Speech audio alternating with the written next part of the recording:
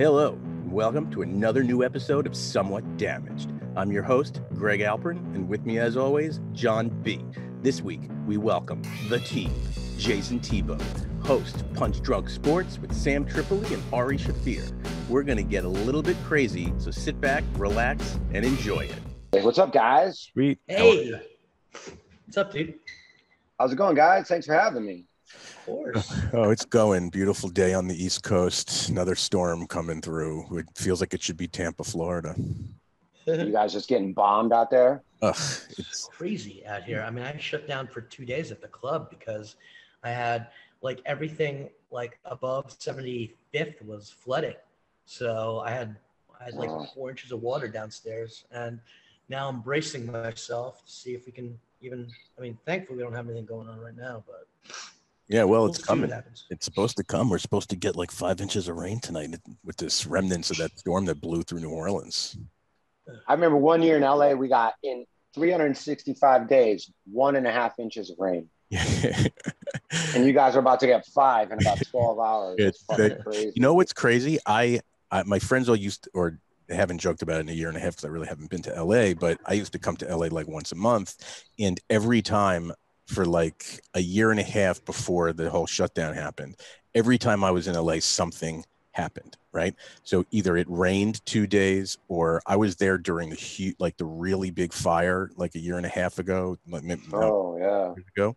I had friends meeting me for drinks at Hyperion Public in Studio City, and they got stuck on the 101 because a plane. Do you remember when the plane landed on in the freeway? Yeah, landed on the freeway. Biplane. My friends were coming to meet me, and they got stuck on the highway for 3 hours. that was crazy. I do remember that. That was a crazy one. And luckily, no one got hurt. I mean, I was like. Insane. So like whenever there was something, they'd be like there's a little earthquake or something, I'd get like a text, "Are you in town?" Yeah, I was gonna say no offense, but stay the fuck out of LA, John. Was it Greg or John? Greg. It was Greg. Yeah. Greg. John's allowed to come as much as he'd like because the town is yours. The town is yours. So how's it going? How you keeping busy? I mean, just trying to, man. I've been in Chicago for the last year. We're right outside Chicago, about an hour outside Chicago for 14 months now. Oh, really? So you went to Chicago and all this shit went down. Yeah, I'm from out here. Right. And my mom was moving into a new house. So I came out here in the summer to help her move into a new house and just couldn't get back on a plane. Yeah. I still have my return flight is still open. That's funny. So are you in Indiana? Yep, I'm right outside South Bend, Indiana, right where Notre Dame is. Yeah. So it's like right, an hour outside Chicago. Yeah, that's pretty cool. Exactly. Yep. Are you a Notre Dame fan? I mean, I know you went to Ball State. Hate them. Hate them. I hate Notre Dame fans. I hate Notre Dame people. You know, they're you meet so many Notre Dame fans. Like, oh, are you from South Bend? You from Indiana? No. Just like, oh, okay, whatever. And going to Ball State, it's like being a stepchild of like Bezos' retarded brother or something. You know what I mean? Oh, yeah. Shout out to Dan O'Cardo, who's from Jersey, but is a huge Notre Dame fan who runs They're that all road. over the place. All over the place. It's funny because like you, I can't stand Notre Dame. I've got no real reason to feel that way, except it's like, when I grew up through, good times of Notre Dame football and basketball, and you just couldn't get away from it. And I'm like, I can't stand Notre Dame fans. And when they were super good is when I grew up in Michigan City, which is right on the lake. It's about 30 minutes from Chicago. It's just a little bit north, literally right on the lake. So it's halfway between Chicago and South Bend. And that's when, like in the late 80s, early 90s, that's when Notre Dame was. They had Jerome Bettis, they had the Rocket. They were super good. And you could not, that's all you heard about. Yeah. And my problem with Notre Dame is my same problem with, and I see you with that Yankees hat, is my same problem with Red Sox fans, my same problem with Patriot fans, is I always equate it to like a Dave Matthews Band. Like, if you just listen to Dave Matthews music, you go, yeah, it's a pretty good band.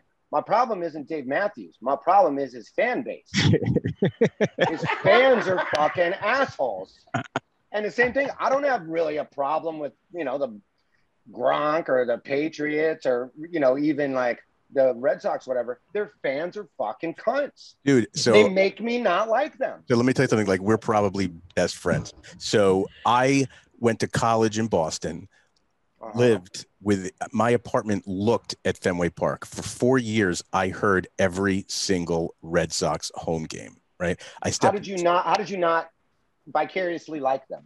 Because you grew up a Yankees fan? I grew up Northern New Jersey, diehard Yankees, Giants, Knicks fan, right? Like there's no chance I could possibly be a Red Sox fan. Patriots never really bothered me because they were so bad. Like nobody was Patriots fans. Like it never. Hang on 1 second. You're giving me like. And not to mention that stadium. PTSD look at that. Jesus PTSD. Christ. What is that? Look at you just repping all this swag. That's what that hat is. Oh, get the fuck out of here with that you got that World Series hat. I mean, and Theo Epstein, obviously, he was responsible for the fucking Red Sox. Sure. I know. God bless him. And brought a couple Red Sox over. Yeah, totally. So I have no problem with the Patriots until they got good. And then the Boston fandom comes out, and it's like that's the only thing that exists. And it drove me out of my mind crazy. The only Boston team I could stomach, and it's because I was in college through the last few years of Larry Bird.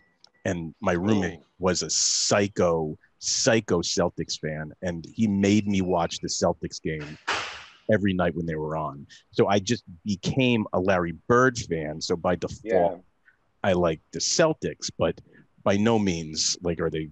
I'm still. But don't you guys agree though that it's not just the team?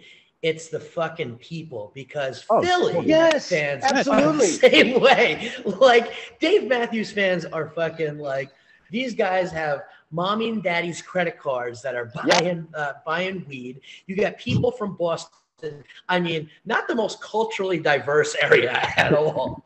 And then Notre Dame fans are fucking drunk Irish mix. I mean, I'll say this, and you guys can tweet it, and anybody can say I said it. Here we go. Dave Matthews fans, Patriot and Red Sox fans, and Notre Dame fans are the people that date rape. As somebody who's been to a Dave Matthews Band show at Fenway. So am I. I actually walked out of a Dave Matthews concert at Giant Stadium like ages and ages ago. Like it wasn't my thing, and I went with a friend. I was given free tickets, so we went.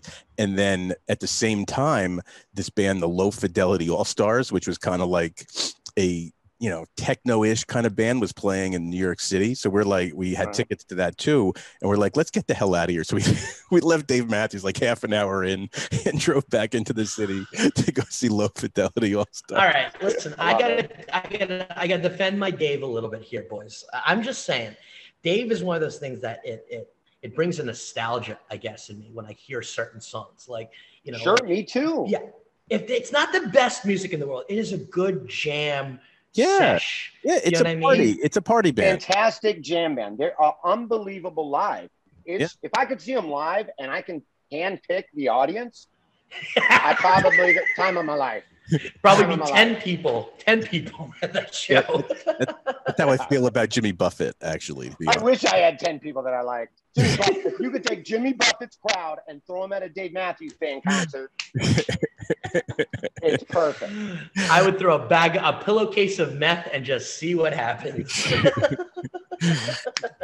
I don't think Dave Matthews. A case of meth go for these days, by the way, $60, $70. Yeah, about that. Yeah, just about that. Not that I know. So yeah. How much did you talk about like Notre Dame on your podcast, the sports podcast? Well, I mean, not a super lot, but a decent amount. Decent amount. And had the other guy feel?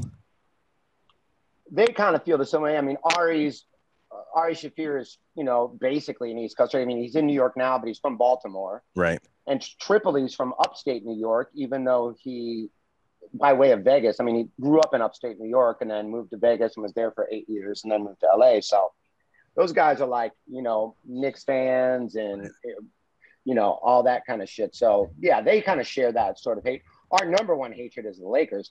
And the Lakers are the same thing. They're just richer fans. You know, the worst thing about a Laker fan is once again, it's the same problem. And it's my number one problem with Eric Oligny. Hey, Oligny, I got a bone to pick with you, fuckhead. Oligny's, for crazy reasons, I grew up Atlanta Falcons fan. Still am a diehard Falcons fan to this day. Only because when I was 8, my uncle brought me a Falcons hat and a Falcons jersey. And then collecting football cards was a big thing back then.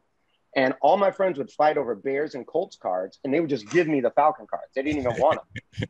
So I kind of, and back then there was no ESPN. I mean, you would find out, oh, this guy's left-handed, and you went to, you would get all your info from those guys and kind of develop little crushes on players based on whatever the fuck it said on the back of the card.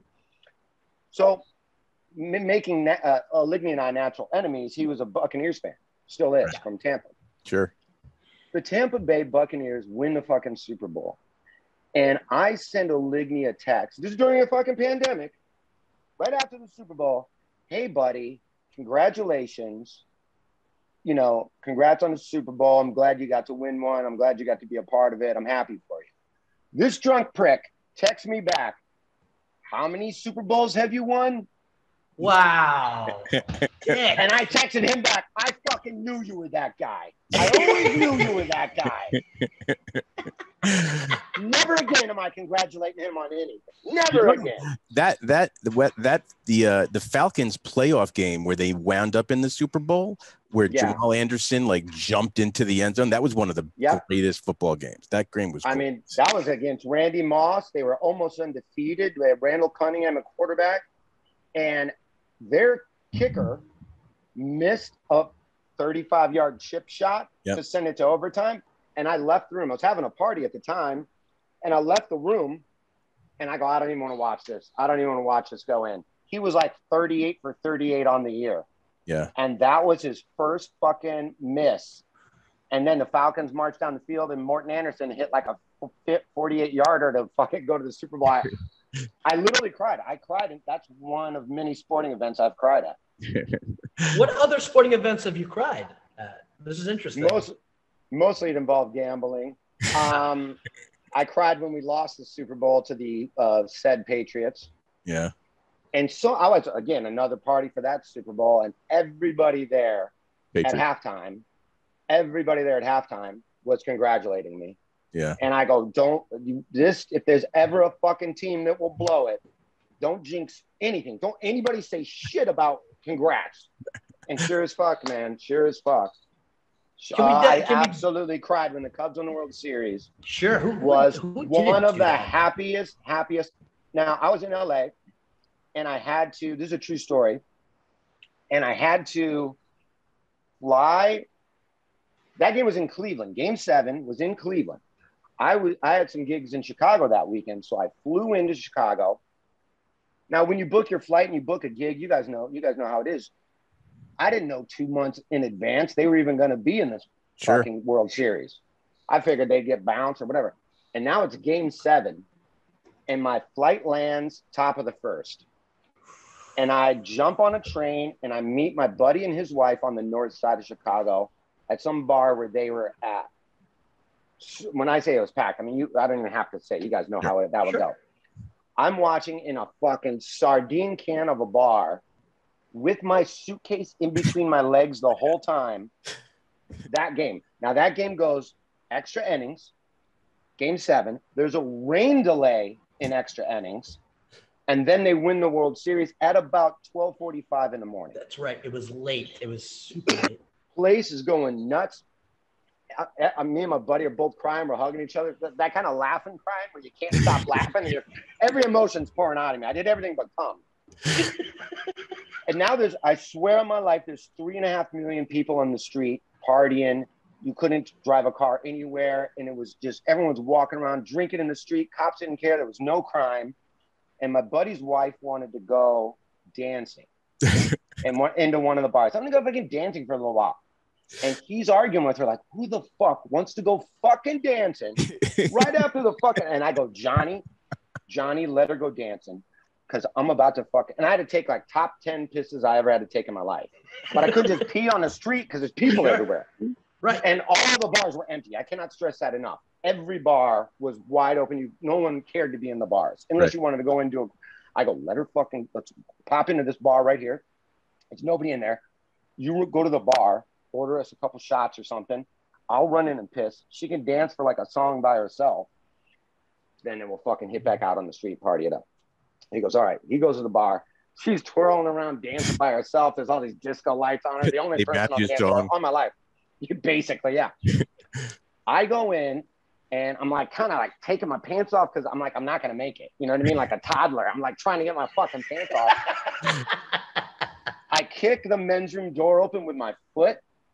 And right when I do, there's a guy standing like right by the urinal, and there's another guy sucking that guy's dick. Oh, jeez. And they're the only two people in the whole bar, let alone in the men's room. But I had to piss so bad, I just looked at him. I go like this. I go, gentlemen, and I walk right by him, and I'm pissing. And now all three of us are making the same noises. We're going, oh, God, yes.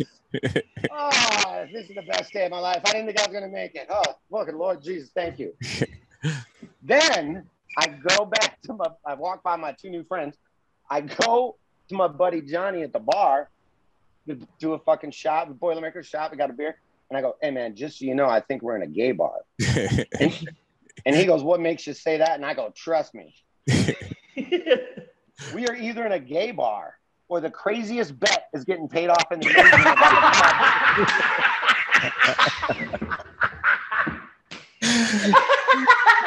Well, wait, that's a perfect segue to what I think is the most undervalued clip on the entire internet, which is your guys paying off of the bet where I'm forgetting his name, had to wipe his face. Josh Martin, a door guy at the comic store. Now he's not a door guy anymore, he's a comic, but he was a door guy back then. Yes. Do you know what that came from?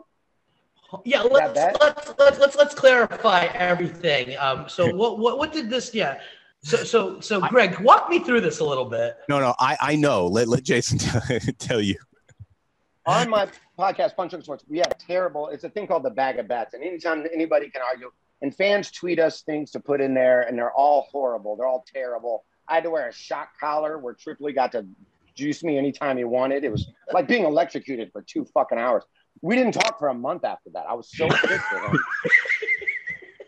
Ari had to get his nipple pierced. Ari had to wear a diaper for 24 hours and could only change it once and could not use a toilet. Oh my God. I mean, it's all terrible shit. But the worst one was, what was in the bag was winner gets to jerk off on a rag. 24 hours later, the loser has to dunk it in hot water to reactivate the cum. It literally said that. And swab his face once with it. That's what the bet was. Now, at the Comedy Store, there's a fantasy football league that all of us have been in for probably 15 years. I'm not bragging, won it 3 times in a row. But, and the trophy's like right behind the bar with everybody's name on it. And Josh Martin was a new door guy at the time and a real shit talker. And he wanted to be in that league. Now we go, okay, you're next. If anybody drops out or doesn't show up for the draft, you're in. Everybody showed up and he just sat there heckling Tripoli the whole time. And you're an idiot, Sam. You're a fucking idiot. You're the dumbest draft person I've ever seen. He's not stopped. And he says the dumbest thing I've ever heard anybody say. He says to Sam, if you don't finish in last place, so 11-1, if you don't finish 12th, I'll do the worst thing that's in the bag of bets. So, he goes, I'll let you guys draw out of the bag of bets. What's the worst thing that's in there? And we told him the cum one. And he goes, okay. So we go to the show. We pull everything out of the fucking bag, but wipe your face with cum. and then we hit record. And then we just pull that out and, we act all surprised that was it. But it was rigged from the start. Sam wins the fucking league. He doesn't finish in last. He finishes in first. And now all three of us. Now, I already kind of didn't want to be a part of it. Now, at that point in time, I was in Chicago, Ari was in New York, Sam was in LA. And so I go, dude, I'll go first, and then I'll fucking shoot it over to, because I didn't want to get anybody else's cum rag. So I just beat off like normal. I beat off like normal, and FedEx it to FedEx cum. I FedEx cum. Think about that. I FedEx cum to Ari, who then beat offs on it, and FedExes it to the Comedy Store. Attention, Sam Tripoli, do not eat. That's what it says. Oh my god! Oh my god! So then, Sam, being the animal that he is, jerks off on it at the fucking Comedy Store. Mitzi is fucking 2 doors down and he's just slamming it. Oh, fuck. And then, to his credit, God bless Josh Martin for this, they made him do it. And it's on YouTube. Anybody that's on YouTube, they made him do it live in the belly room right before the roast battle. Oh my so God. A sold out Comedy Store gets to watch this numbnuts wipe his face and fucking cum. Oh God. Oh my God. That's why I'm saying that the video, in my humble opinion, should be viewed way more than it has been viewed on YouTube.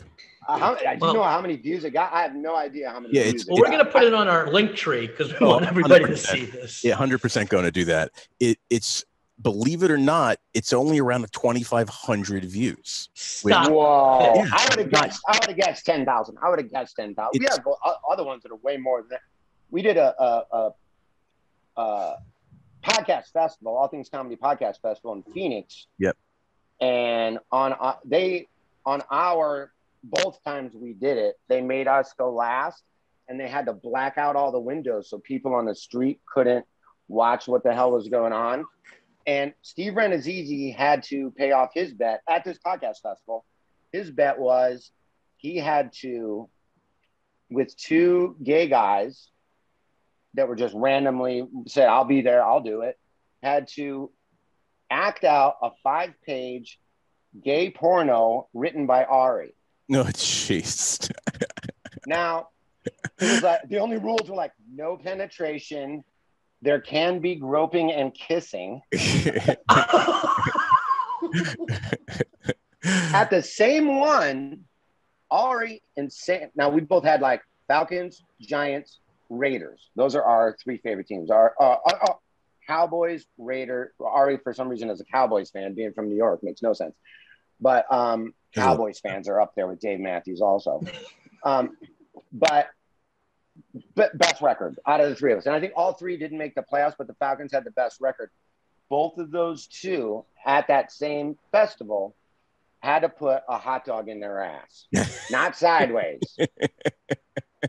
Not like they had to get it in there and it had to like wiggle and not fall. Oh my God. Are either of those things on YouTube? What is the one that, and so we had our panel of guests that festival on our show was Danish and O'Neill, Bert Kreischer, and Doug Stanhope.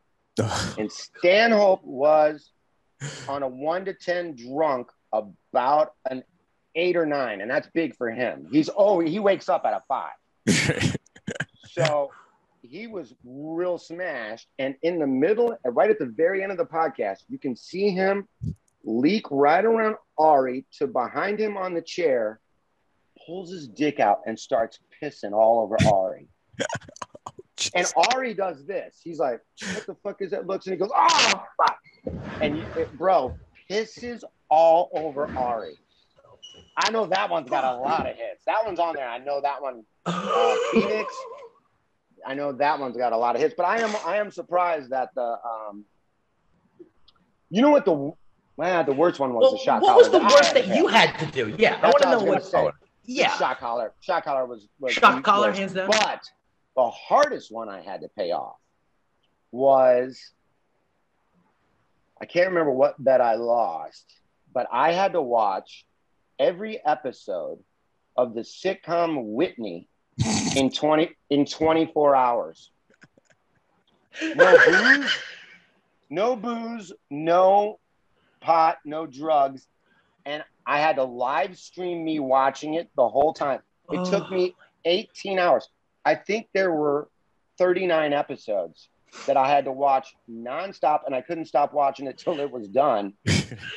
And I could only smoke I think I could smoke a cigarette every 4 episodes, or some rule they worked in for me.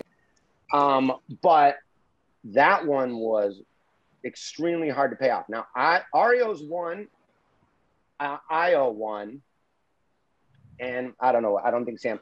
Ari has to beg like a homeless person. He has to dress homeless, go to a Subway in New York, and beg for money until he gets $20, and then he has to give it to a homeless person.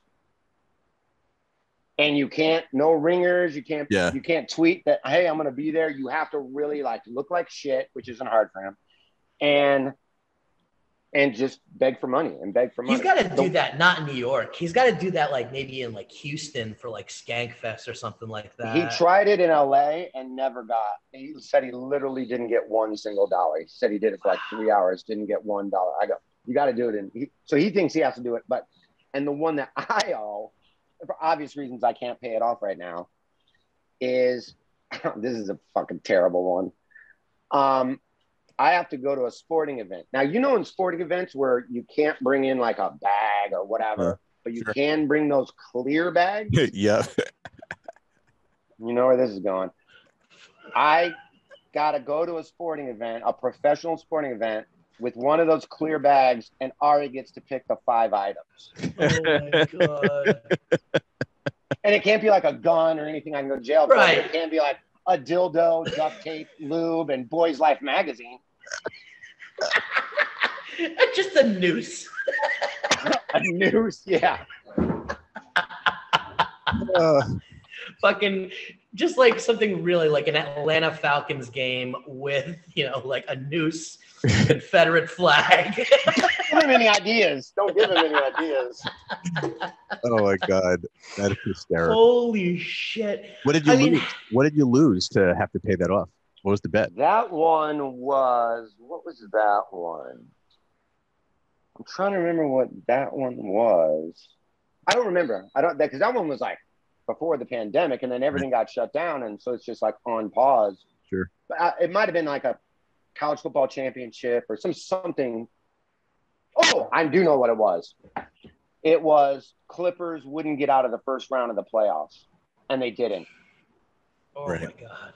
I bet that the Clippers would get out of the first round of the playoffs, 3 seasons ago or whatever it was. Sure. And then they were up 3-1, and then they lost 4-3. Right. They lost 3 in a row. You're listening to another episode of the Somewhat Damaged Podcast, part of the Storic Media Podcast Network, and brought to you by Corona Premier, now available on draft. So, Jayson, you're out in like outside Chicago and Indiana area. Are you touring? Are you doing like how are you working? I mean, like you just like hanging out with mom, helping her move in and shit like that?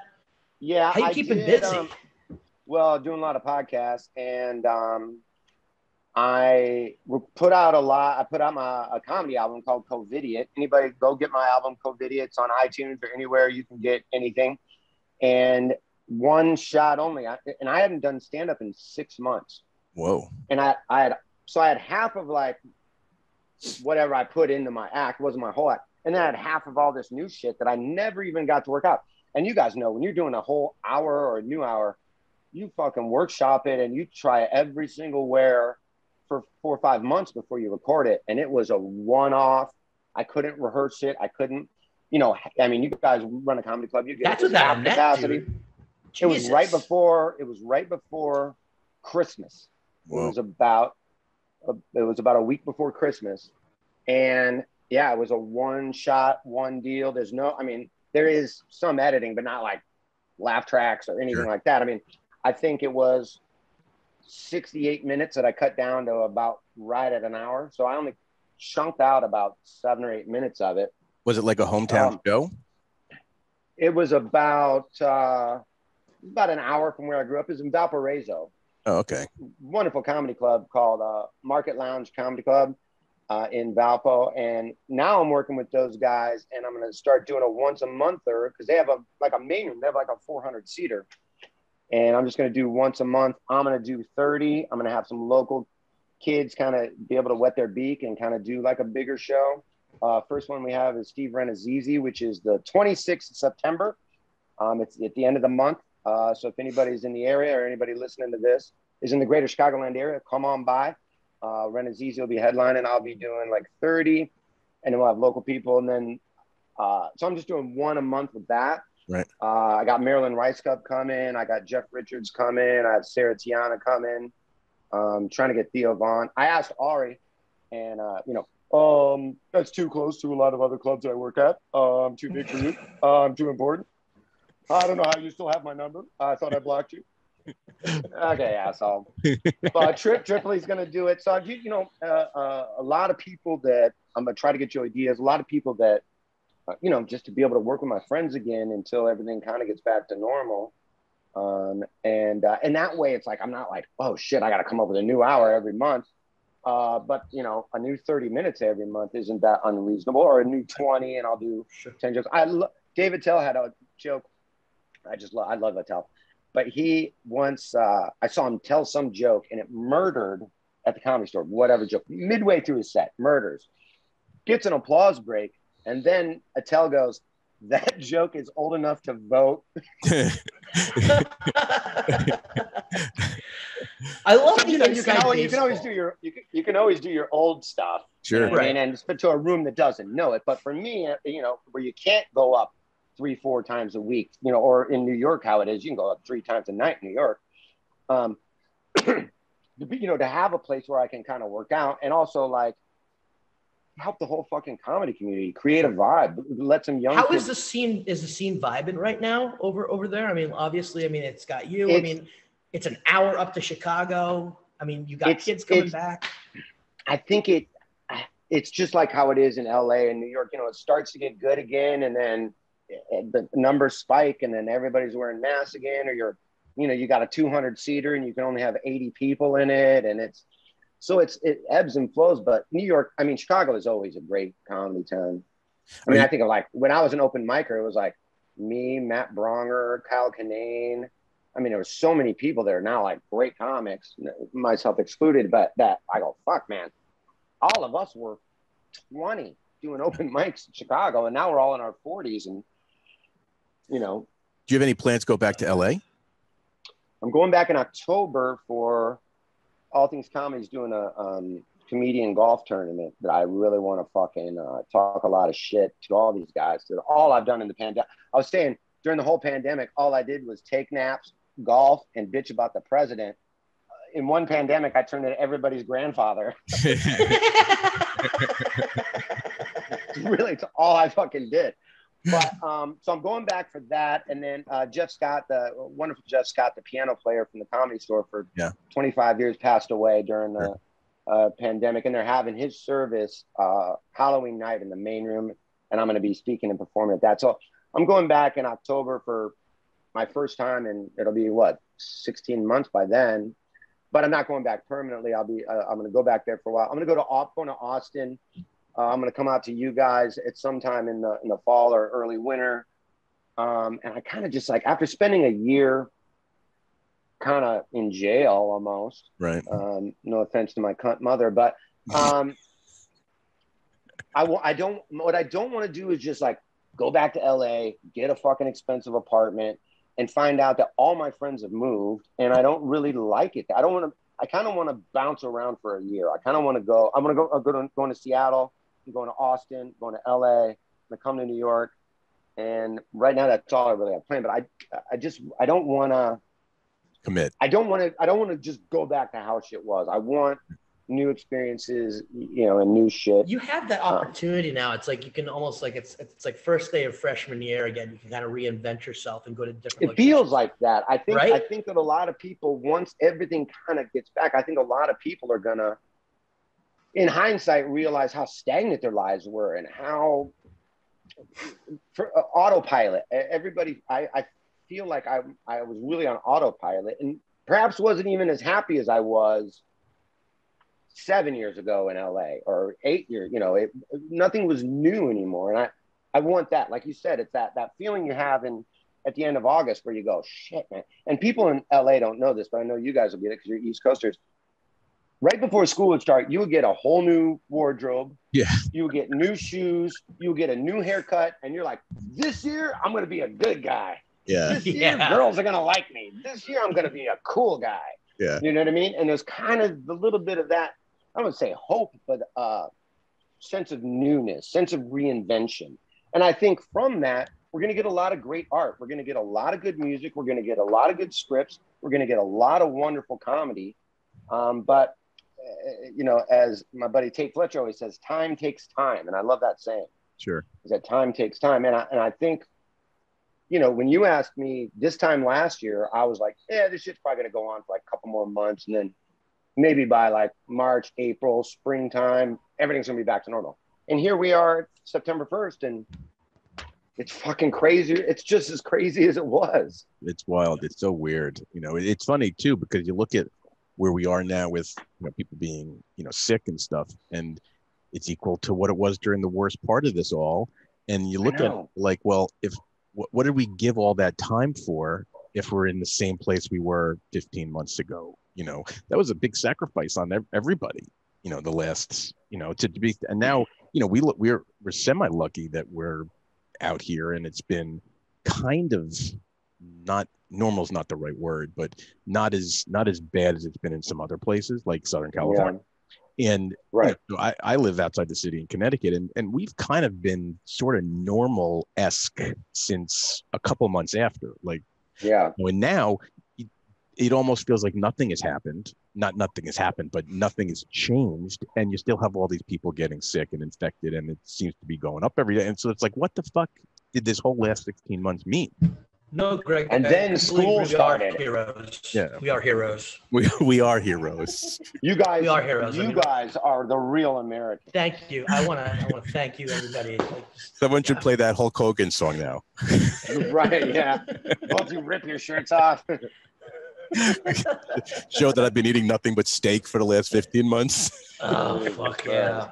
Speaking of food, I do. So wait, we get to that, before we get to that, I want to ask one thing, because we usually wrap it with a little bit on food. But before we go there, based on the two, your two podcasts, or the two shows, the Naughty Show and then the sports podcast, Punch Drunk, yeah. Punch Drunk. Oh, I'm losing my mind. You guys do some crazy shit, right? And then I think we've established that. And then, yeah. And then part of the shows have audience participation. So, like, what's the craziest thing you guys have did with like someone from the audience during one of the shows? And would that be more the Naughty Show? That's a goddamn good question. Well, the two guys making out with Ren Azizi doing that gay porn. Wait, to be clear, God bless those two complete strangers. God bless those two complete strangers. Did Steve get the hot dog too, or is it just the two strangers? No, I think Steve had to rub, if I'm correct, I think Steve had to rub chicken parmesan all over his chest and his butt. These guys were rubbing chicken parm all over his fucking body. That's just as good of a visual. Yeah, but and then those two dipshits had to shove a hot dog in their ass. The funniest shit was the negotiations over these dumb bets where they're like, can I freeze the hot dog so it's hard and it doesn't break off in my ass? And then we go into but dude, if you stick a frozen hot dog in your ass, it could like how you like in a Christmas Story where he licks the pole and it gets frozen to it. I go, you don't want to go to an emergency room with a frozen hot dog thawing in your asshole. Okay, good point. What if I take a frozen one and then put it inside of a looped condom? I go, I'll allow that. I'll allow that. To be the arbiters of these amendments on these bets. I know. It's the fucking, it's so terrible. Oh, God. But the Naughty Show was always crazy because Sam always had these unbelievable, gigantically famous porn stars that would always, their willingness to do crazy things live on stage. Audience members they would come up and get put in dog collars and let these porn stars dominate them and whip them with stuff. And I mean, that one was always nuts. The Naughty Show, I think, was ahead of its time. Yeah. We haven't done those probably started about 15 years ago, maybe. We were doing that shit. And now you see that shit all the time with all those, how crazy the roast battles get and all those kind of Kill Tony and all those crazy shows but we were doing that shit 10 years before. Right. I don't want to be that guy, but we really I mean, to your own credit, though, I mean, like the guys in O&A and Stern were doing very similar things. So it's nice that it was. But after that whole terrestrial radio kind of drop off and being able to, like, nobody knew what to do with Sirius XM, but like having those, 15 years ago, that's still cutting edge shit. I mean, the stuff that you guys were doing, I mean, I bet you there's probably some, there's a hidden ban on all these videos, by the way, that why they don't have so many hits right now. A lot of them. I can only imagine, but Jesus Christ, like, and all for the fans, ultimately, all for the fans. Yeah, if anybody listening to this, if you go to the Naughty Show has a YouTube page, that there's a ton of content on there of sketches we did and pre-produced sketches, and because we had had a screen and we would shoot a bunch of classic kind of commercial parodies or different sketches, and so in between acts we had a giant screen and we would play all these kind of pre-produced sketches and stuff. It was very incredibly elaborate.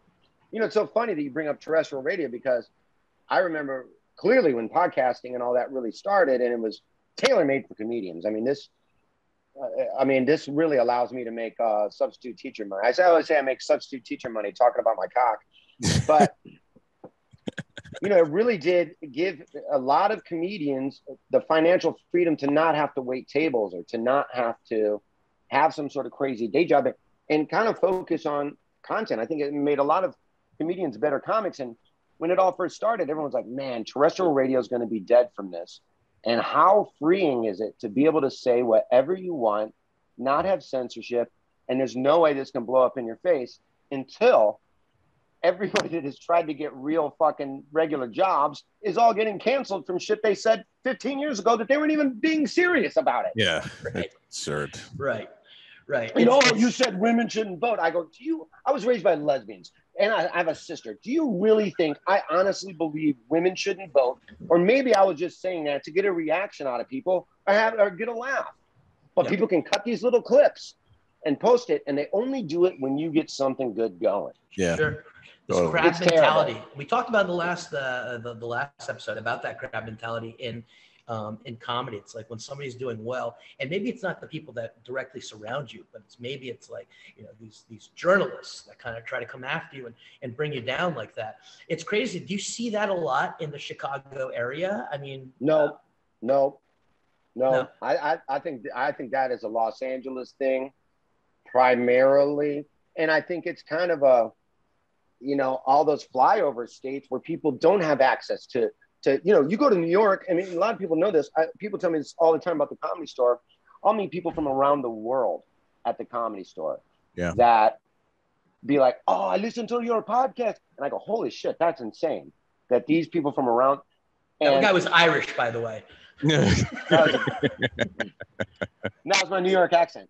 But it was closer to Jersey. It was closer to Jersey accent. It was closer to Jersey, right? But you meet all these people, and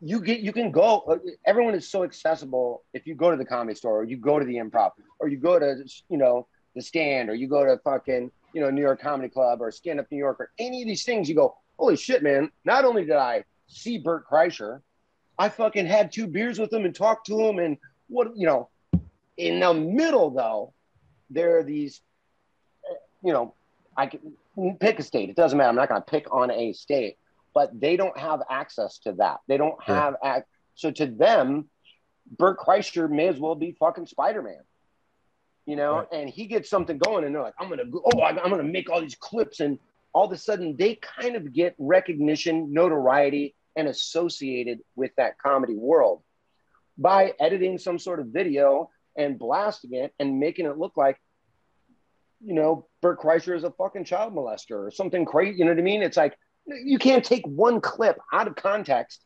blast it to everybody. It catches fire like a snowball rolling down a hill, and nothing in it is rooted in truth. Yeah. I think that's obviously a huge problem, but it's also, I mean, a bigger problem when people can make a claim, you know, that someone did something, you know, like whether it's a sexual claim or anything.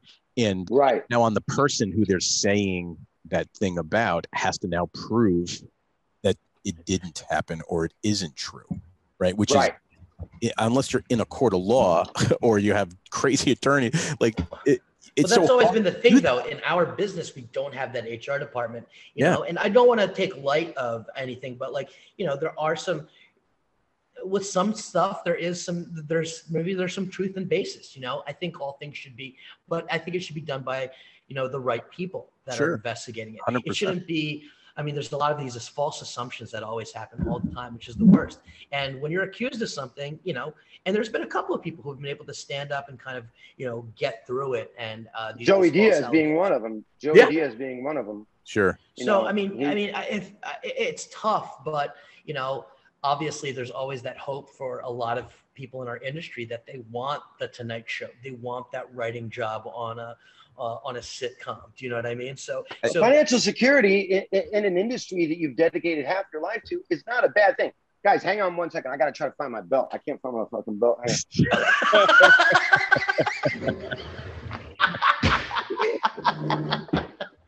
Can't find it. I was going to say. Check on your wrist. Is it on your arm, maybe? Your skinny ass like that. How much heroin are you doing in the Midwest? A lot. I'll just finish on, you know, I think Joey, it's a little different because he's older. He got started later. He's at a different place. So he didn't have, like, if he was 25 years old, I can imagine that situation, like, freaking you the fuck out. Like, how am I going to defend some nonsense, you know? And I think the way he handled it was, like, perfect. He's like, fuck you. Like, that's a bit. Oh my God. You know, it's a bit. Exactly. But, you know, it's that whole thing, like taking it to someone that's, you know, just starting to see some success in whatever it is, baseball, football, sports, comedy, whatever. Anything. Like, it's anything. I mean, I'm going to take into account this guy, and I had to Google his name, Ansel Elgort.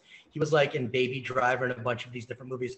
Friend of the of the club, like lived next door, would come by with his girl. He had one story about him being mean to his girlfriend at one point, and pretty much screenshots of, you know, like, you're a fucking bitch and things of that nature. Completely, like, he had to disappear. Like, he had to cancel his Instagram. He wasn't, he was in a really big movie. He wasn't even advertised. Like, it can literally happen to anyone, no matter where you are. And it doesn't only happen to men too. It happens to women as well, in our industry, and they just get dragged down and taken down.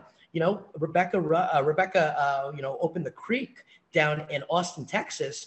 And I love her, by the way. Rebecca's a great person, but, you know, like, people were trying to take her down. People were celebrating the fact that the Creek closed in Long Island City during the pandemic. It's like, it's sickening at this point. People love to build you up, but they also love to tear you down. We saw it with Tupac. We saw it with Jesus. We saw it with Michael Vick.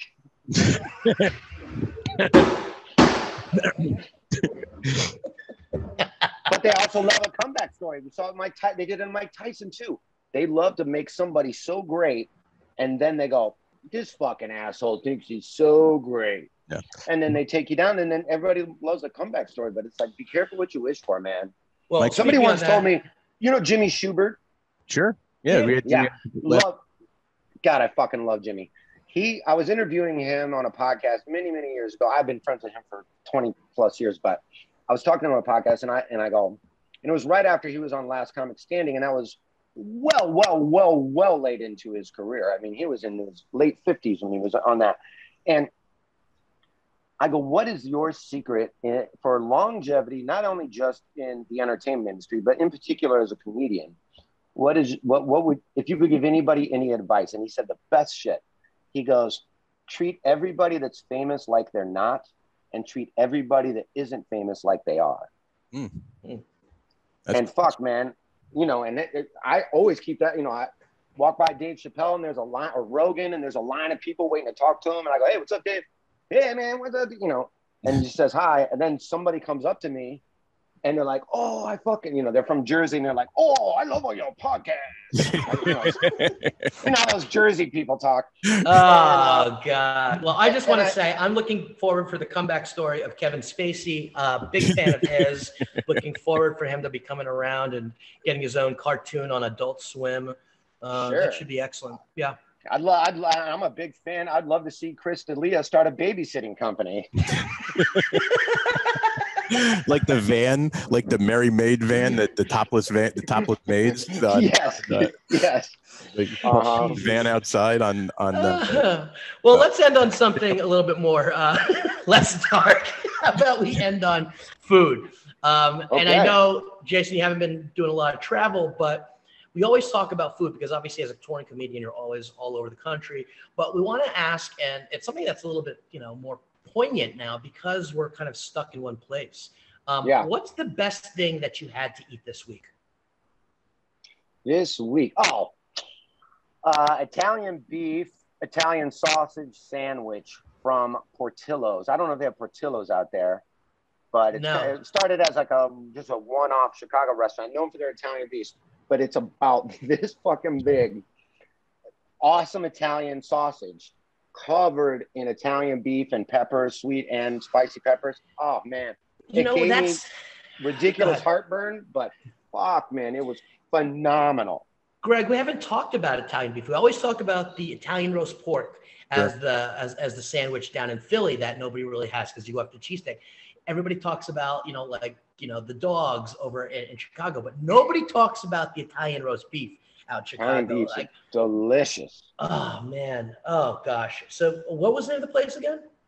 Portillo's.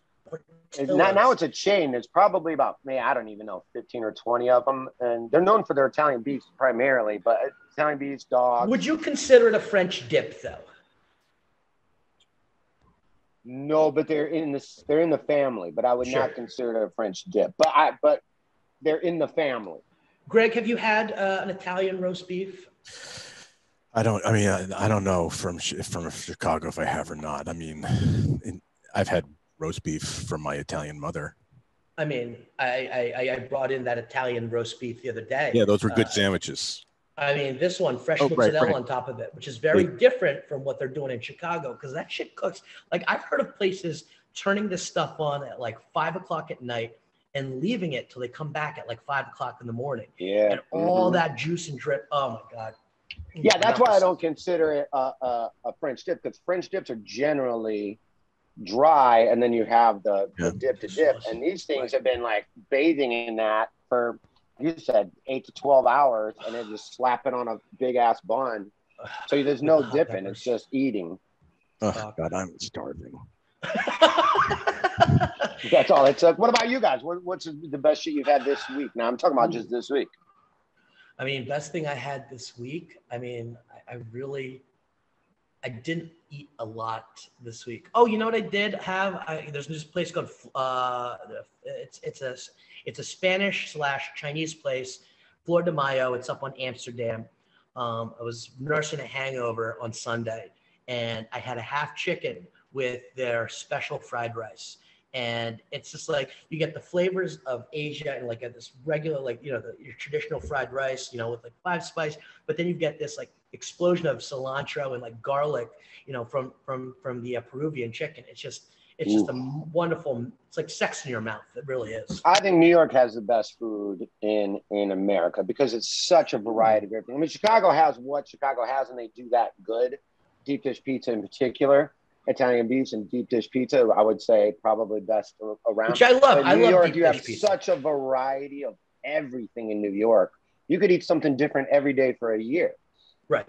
And you know what's funny thing is that I say that, and last night I actually had Katz's Deli, and that wasn't even on my fucking top right there. Jesus Christ, you're absolutely right on that shit. I'm not a big. I mean, Katz's is Katz's. It's a little overboard. Oh my God! I remember when I brought this whole fucking smorgasbord. Yeah, that was to Connecticut. That was from Katz's. Oh, you're right. Yeah. Katz's. Fucking asshole. This is Jayson. I mean, this guy doesn't pay any lover. It was the pickles though. The pickles is where it's at. So I'll tell you what I had this week. And what'd you have, Greg? I went to this little Mexican place by my house, which I mean, it's a tiny little place. It's it's a dine-in restaurant, but tiny. And the two chefs are, I mean, they're from some little village somewhere. They were telling me one day, but I couldn't possibly regurgitate it. And it's all like their grandmother's recipes, right? So it's I love that not shit. stuff like I couldn't go to another Mexican restaurant anywhere and be like, "Can you make me this?" Because I don't even know what the hell it is. Yeah. But they do this smoked plate, and it's just very simple. But it's pulled pork, skirt steak, and basically like a cheese quesadilla in this red sauce that they won't tell me what's in it. But is it like spicy? Is it? It's not spicy. It's not. It's like sweet almost. So like and it's tomato based, but it's not just like it's not salsa. It's like a thick sauce. It is unbelievable. It's it's kind of in between like in between like a pizza sauce and a salsa. Yeah, kind of. Yeah, kind of, but a little thicker. Like there's no runniness to it. It's almost like a mole, but it's not. Oh, okay. Which brings me to like, I mean, like that sounds like a little bit of the birria tacos. That was like the Instagram fad. There's this one birria taco place in Venice that I really like a lot. And it's got that nice beef consomme that you dip kind of your taco into it as well. And they kind of use the fat. See, that's the two things I miss the most about LA are real Mexican food. Sure. Street tacos and sushi. You can't get good Mexican food out here, and you can't get it. I mean, you can go into Chicago and get expensive sushi. Sure. But there's places in LA where you can get not expensive sushi that's fucking phenomenal. Everybody says that. What's that joint? The joint that's right in Studio City. Everybody talks about Matsuya? That place. No. No, Katsuya's in Hollywood. Katsuya's expensive, but Katsuya's the bomb. But there's place in Studio City right on Ventura. Yep. That is fucking, dude, you can get out of there for $30 and you've tried 6 different rolls. Yeah, but is that the one? Is that the one that looks like you're walking into a weird massage parlor? It's like set back. Yeah, it's right next to a strip, right in that corner of that strip mall. There's like a pet store right next to it or something. It's like right in a corner.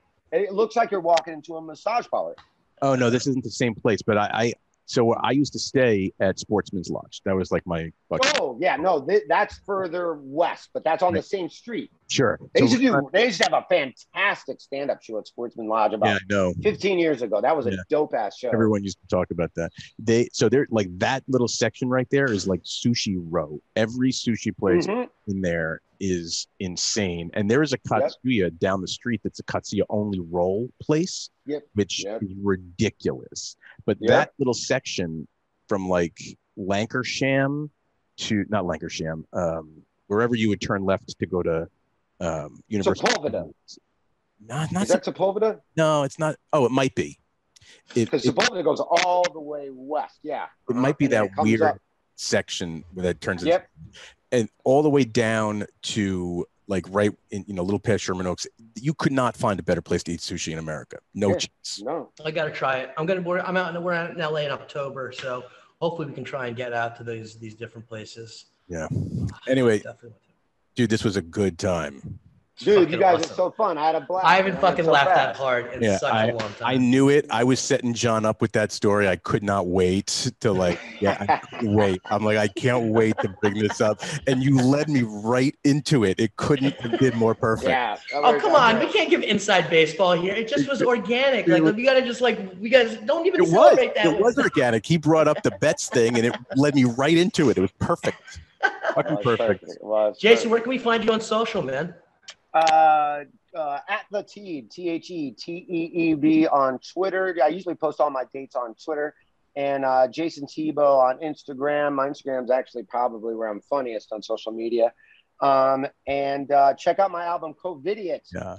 Covidiot, anywhere you get your music or your comedy or whatever, iTunes, anywhere you can get it. Feel free to give it a listen. Let me know what you think. And you guys, thanks, man. You guys are great. I can't wait to hang out with you guys when I come out to New York. Yeah, can't wait. We'll definitely get you on that stage over there too as well. We'd love to have you, man. Cannot wait, guys. I'll try to remember my pants and my belt. All right. Dude. See you later, guys. All right, you guys are the best, man. Take care, man. You too.